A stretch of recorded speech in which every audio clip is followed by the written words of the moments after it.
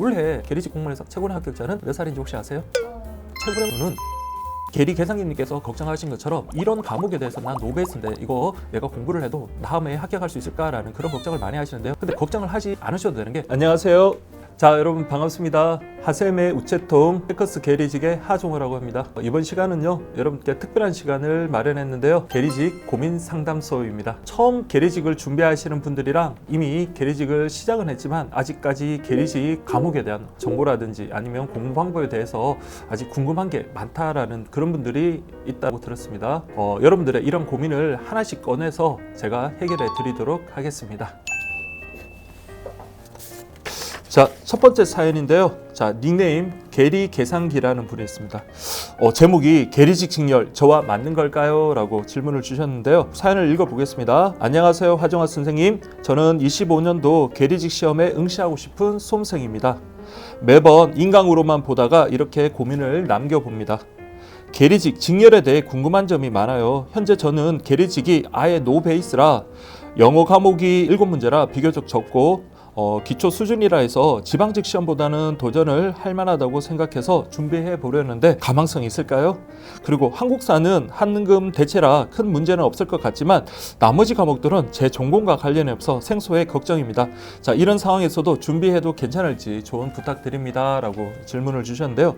자, 우리 계리직을 준비하시는 대다수 수험생분들이 이와 비슷한 고민을 하다가 이제 계리직 시험에 응시를 합니다. 최고 계리직이라는 그 공무원은 상당히 생소한 직렬이고요. 계리직 직렬에 대해서 제가 하나씩 좀 살펴드리고 시험은 어떤 식으로 그리고 어떤 과목으로 준비하는지 그런 것들을 좀 안내해 드리도록 하겠습니다. 계리직 시험은요, 우리 처음에 2008년부터 경연제로 실시가 되었어요. 그러다가 2021년부터는 매년 시행되고 있고요. 과거에는 우리가 시험이 끝나고 난 다음에 항상 이런 문구가 나왔습니다. 다음 계리직 시험은 실시하지 아니할 수도 있다라는 그런 문구가 나와서 이번에 시험에서 떨어진 분은 2년을 기다려야 됐고 또 다음 시험이 언제 있을지 모르는 그런 불안감 때문에 제시를 준비하는 건 상당히 어려운 그런 직렬이었거든요. 자, 그런데 2021년부터는 매년 계리직 시험이 왔으니까 그런 불안감, 불확실성은 사라졌으니까 2025년 시험 같은 경우는 미리 공고가 나서 여러분들 그런 불확실성에서 제거가 된 만큼 내가 계리직 공부를 해야겠다라고 생각이 든다면 정말 열심히 하시면 되는 겁니다. 우리 우정사업본부에서 주관을 하는 거고요. 우리 우체국에서 근무하는 분들을 일컫는 겁니다. 자, 똑같이 9급 공무원으로 시작을 해서 연차가 쌓이면 8급, 7급, 6급 이런 식으로 승진이 되는 건 똑같고요. 동일한 복지 혜택을 다른 직렬 공무원들과 마찬가지로 누리게 됩니다. 다만 이제 계리직 공무원은 우체국 창구 업무를 주로 하다 보니까 대부분은 우편 업무와 금융 업무를 그렇게 한다라고 보시면 될 것 같아요. 그래서 제가 이번 시간을 갖기 전에 계리직 현직자 분들, 얼마 전에 발령을 받은 분들께 한번 여쭤봤어요. 계리직 그 공무원은 우편 업무와 금융 업무를 한다라고 말씀을 드렸는데 이런 우편 업무와 금융 업무는 로테이션을 돈다고 해요. 물론 우체국 사정마다 다르겠지만 6개월에서 1년 정도의 로테이션을 돌기 때문에 여러분들은 이런 두 업무를 다 한다라고 생각을 하시면 될 것 같습니다. 우리 계리직 공무원 같은 경우는 2024년도 시험부터는요, 총 80문제, 그러니까 과목 수로 따지면 5과목입니다. 그래서 영어 과목이 계리 계상기님께서 말씀하신 것처럼 7문제. 그러니까 다른 공무원 시험보다는 영어에 대한 비중이 작고요. 대신 컴퓨터 일반이라는 좀 생소한 과목이 13문제가 있습니다. 그래서 과거에는 20문제였거든요. 물론 그 비중은 줄었지만 우체국이 과학기술정보통신부 소속이다 보니 컴퓨터 일반이 계속 유지되는 건 아니냐 그런 생각을 하고요. 다른 직렬들과 마찬가지로 우리 계리직 업무도 업무의 전문성을 중요시 하다 보니 과거에 우편 및 금융상식이라고 해서 총 8문제였던 것이 2024년부터는 우편 일반, 예금 일반, 보험 일반으로 각각 20문제씩 60문제입니다. 그러니까 총 80문 중에 60문제가 이제 우리 계리직 공무원에 대한 전문 과목으로 구성됐고요. 계리 계상님께서 걱정하신 것처럼 이런 과목에 대해서 난 노베이스인데 이거 내가 공부를 해도 다음에 합격할 수 있을까라는 그런 걱정을 많이 하시는데요. 근데 걱정을 하지 않으셔도 되는 게 모든 수험생이 다 노베이스부터 시작을 한다라고 보시면 돼요. 다만 여러분들이 이제 정말 경쟁을 해야 되는 그런 상대는 전년도 시험에서 아깝게 떨어진 분들이겠죠. 그분들은 미리 한번 수험을 경험해보고 공부를 해봤기 때문에 여러분들보다 출발선상이 조금 빠르다, 그렇게 생각을 하시면 될 것 같습니다. 자, 그리고 이 우편 일반, 예금 일반, 보험 일반 같은 경우는 아까 제가 말씀드린 것처럼 우편 및 금융상식에서 분화가 되면서 그 양이 대폭 늘어났어요. 그래서 이제 각 과목당 수능 문제의 어떤 구색을 맞추기 위해서라도 분량이 과거 우리 수험생들보다는 분명히 많은 학습 자료를 요구합니다. 우리 우편, 예금, 보험 같은 경우는 매해 우리 시험 치기 직전에 우정사업본부에서 제공하는 학습 자료가 있습니다. 거기서 시험에 100% 출제가 된다고 보시면 돼요.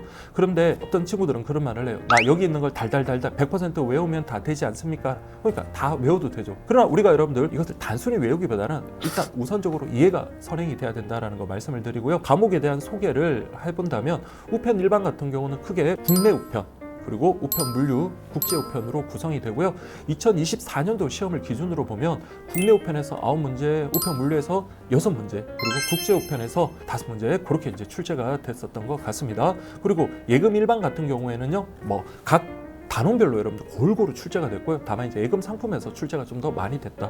그리고 보험 같은 경우는 내용 자체가 그렇게 어렵지는 않습니다. 그런데 상법이라는 조문을 기본 베이스로 해서 우리 우체국에서는 손해보험을 취급하지 않고 생명보험을 취급하다 보니 상법 중 인보험을 바탕으로 우리 이론을 공부하고요. 그리고 가장 우리 수험생들이 가장 어려워하고 그리고 수험 준비에서 가장 부담을 느끼는 게 우체국 보험 상품입니다. 현재 우체국에서 판매되고 있는 우체국 보험 상품 꾸준하게 출제가 많이 됐었고요. 그리고 2024년도엔 무려 8문제가 출제가 된 만큼 이제는 금융 상품, 우리 계리직에서 출제가 되는 금융상품은 총 4가지가 있습니다. 그냥 금융상품이라는 게 하나 있어요. 그리고 우체국에서 판매하고 있는 예금상품, 우체국에서 판매하는 체크카드 상품, 우체국에서 판매하는 보험상품이 있는데 이것을 다 합치면 2024년도 기준으로 13문제가 출제됐습니다. 이것은 컴퓨터 일반하고 같은 문항수죠. 그러니까 독립된 과목이라고 생각을 하시고 2025년 1월달 우정사업본부에서 학습자료가 발표되면 그때부터 보험상품이든 이런 금융상품에 대해서는 꾸준하게 공부하는 것이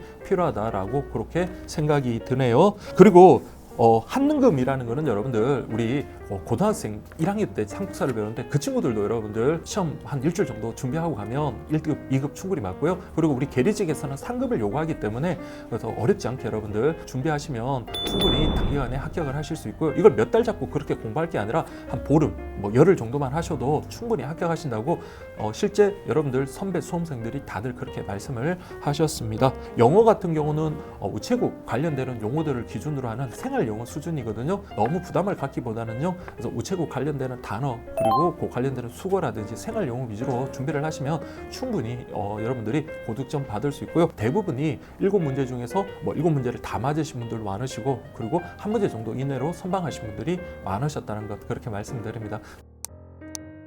그럼 다음 사연 보도록 하겠습니다.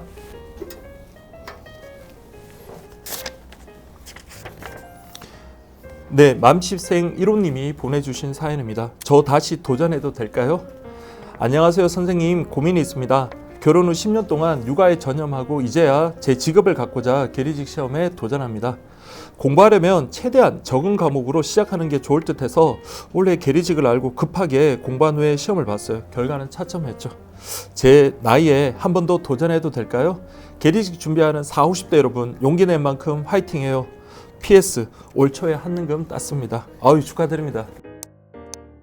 계리직 장점은 첫 번째가 칼퇴근, 칼출근이라는 겁니다. 그래서 다른 직렬과 달리 잔업이 거의 없대요. 그래서 우리 6시만 되면 칼퇴근이고 가끔 이제 시제가 안 맞았어. 그러니까 돈 그 계산이 안 맞았을 때 한 10분에서 20분 정도 늦는 경우를 제외하고는 출퇴근이 확실하게 칼 보장이 되다 보니까 저녁에 자기가 하고 싶은 계획대로 어떤 취미 활동이라든지 그런 것들을 할 수 있다는 거고요. 두 번째로 많이 말씀을 해주셨던 게 육아휴직 같은 것들이라든지 그런 것들을 눈치 보지 않고 사용할 수 있고요. 그리고 만 7세 이하 아동을 양육하는 엄마 같은 경우에는 1시간 늦게 출근해도 되고요. 또 아빠 같은 경우는 한두 시간 일찍 퇴근해도 된다라고 하더라고요. 분위기 자체가 그것을 용인하는 분위기로서 편하게 사용할 수 있다라고 하고요.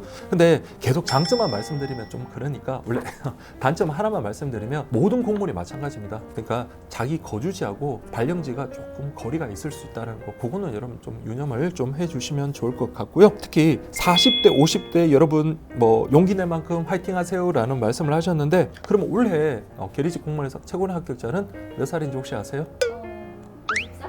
50살? 50살이요? 예예. 근데 실제 이번에는 50대 이상 분들이 많이 합격을 하셨고요. 그리고 최고령 분은 59세랍니다. 도전하는 게 정말로 대단한 것 같습니다. 그리고 여기는 연령대만 나왔지만 보통 이제 남자분 같은 경우도 궁금한 게 있을 거예요. 계리직 공무원은 대부분 여자인데 남자분 비율은 어느 정도 될까라고 궁금해 하실 건데요. 보통 그 40명 중에 한 10명 정도 그렇게는 남성분이다라고 말씀을 하시더라고요. 물론 여성분들이 아무래도 비율적으로 높지만은 남성분들도 꽤 많다라는 거, 그런 거 말씀을 드리고 싶습니다. 계리직 공무원 같은 경우에는 지금 다시 공부해도 될까요? 라는 걱정이 앞섰는데, 그래도 한번 시험을 보셨기 때문에 맘시생 1호님께서는 그래도 다른 분들보다는 분명히 출발 선상에 앞서 있는 건 분명합니다. 그렇지만 모든 공무원 시험이 내가 2번, 3번 봤다고 더 유리한 건 아니에요. 그 다른 초시생들만큼의 어떤 성실성, 그런 것들이 꼭 필요한 만큼 우편, 예금, 보험 과목에 대한 특성을 정확하게 파악하고 끝까지 성실하게 공부하는 것이 필요하다라고 말씀을 드립니다. 특히 우편, 예금, 보험 같은 경우는 학습 자료에서 나눈 것인 만큼 해독수가 중요하다는 것, 본인이 시험을 쳐봤으면 가장 잘 알 거고요. 그리고 무작정 암기보다는 정말로 시험에 나올 만한 것들을 정확하게 아는 것. 객관식 시험이라는 것은 사지선다 모두 알 필요가 없습니다. 하나를 알더라도 정확하게 안다면 정답을 충분히 맞출 수 있거든요. 자, 우편 같은 경우는 생 암기 과목이야 라고 볼 수도 있지만 모든 과목이 이해가 선행이 돼야 됩니다. 그래서 우편 같은 경우는 국내 우편에서는 그래도 우리가 밀접하게 우체국을 이용을 해봤기 때문에 친숙한 용어들이 많이 나오지만 우편 물류라든지 그리고 국제우편 같은 경우는 생소한 용어들이 많습니다. 우편 일반 같은 경우는 가장 먼저 기본 개념을 여러분 정확하게 파악을 해주시는 게 좋습니다. 그래서 등기 지급할 때 일반 등기, 준등기, 선택 등기 각각마다 개념이 다르거든요. 그리고 필요한 경우는 각각의 수수료, 요금 같은 것도 정확하게 비교 정리를 하시고요. 우리는 어차피 특정 파트만 시험 공부를 하는 것이 아니라 전과목을 공부해야 되는 만큼 처음에 이해가 안 됐더라도 내용을 마친 다음에 다시 회독을 거듭하는 것, 그것을 많이 권해드리고 실제 경향에 맞는 시험 준비가 중요하지 않나 그런 생각을 합니다. 그래서 제가 항상 말씀드리면 기출 문제를 항상 기본서 옆에 두고 처음에는 기출 문제를 정말 외우다시피 한번 공부를 한번 해보십시오. 예금 일반 같은 경우는 이해를 먼저 전제로 하면 정말 수험 부담이 적거든요. 제가 감히 말씀드립니다. 예금 일반은 법학 수업도 해보고 공무원 사회 수업도 해보고 그리고 경제, 지금 DC용에서 경제 수업도 해보는 제가 여러분 그 이해하는데 큰 도움이 될 거라고 생각을 합니다. 마지막으로 보험 파트는 이론적인 점에서는 부담이 좀 적어요. 다만 우체국 보험 상품이 워낙 많아서 좀 부담이 있지만 그래도 우리 우체국 그 보험 상품뿐만 아니라 보험 이론과 관련해서 항상 예금 이론과 좀 비교를 하셔야 돼요. 근데 여러분들은 전과목을 시험을 봐야 되는 만큼 예금과 좀 구별을 하셔야 돼요. 제가 이 육아맘이신 맘시생 1호님께 정말로 드리고 싶은 말씀이 있어요. 작년도 면접 질문에 투명 망토가 생긴다면 어떤 걸 하고 싶습니까? 라는 질문이 계리직 시험에서 나왔어요. 그래서 똑같은 질문을 이분께 한번 드려봤습니다. 근데 이분께서 답변을 하다가 눈물을 걸썽이면서 남편이 일하는 곳에 가고 싶다고 그러더라고요. 전업 수험생들보다는 공부 시간 확보라든지 그런 게 어려울 수는 있겠지만 육아를 할 때는 조금 이제 가족들에게 미안한 감은 없지 않아 있겠죠. 그렇지만 그럴수록 빨리 합격하겠다는 그런 마음이 중요한 것 같습니다. 오늘 여러분들의 고민을 함께 나눠봤는데요. 제가 조금이나마 좀 도움이 되었으면 좋겠습니다. 우리 계리직 시험이 2025년도 7월로 확정이 됐고요. 그리고 1월 중순쯤에 계리직 학습 자료가 나옵니다. 그래서 우편, 예금, 보험 같은 경우는 그 학습 자료를 바탕으로 정말로 본격적인 레이스가 시작된다라고 말씀을 드릴 수 있고요. 모든 수험생들이 다 비슷한 조건 하에서 어려움을 겪고 있으니 이것을 정말 슬기롭게 잘 극복하셔서 최종 합격의 기쁨을 누리시기 바랍니다. 여러분들 다음에 봬요. 근데 이분께서 답변을 하다가 눈물을 걸썽이면서 자기가 계리직 공무원 준비를 하는데 너무 이제 가족들한테 아무래도 좀 소홀히 한 것 같아서 미안하고, 그리고 그때가 정말 더운 여름이었잖아요. 이 더운 여름에 특히 남편분께서 현장에서 일을 하신다고 하더라고요. 그래서 그 남편이 일하는 곳에 가서 시원한 물이라도 한 잔 드리고 싶다라고 그런 말씀을 하셨습니다.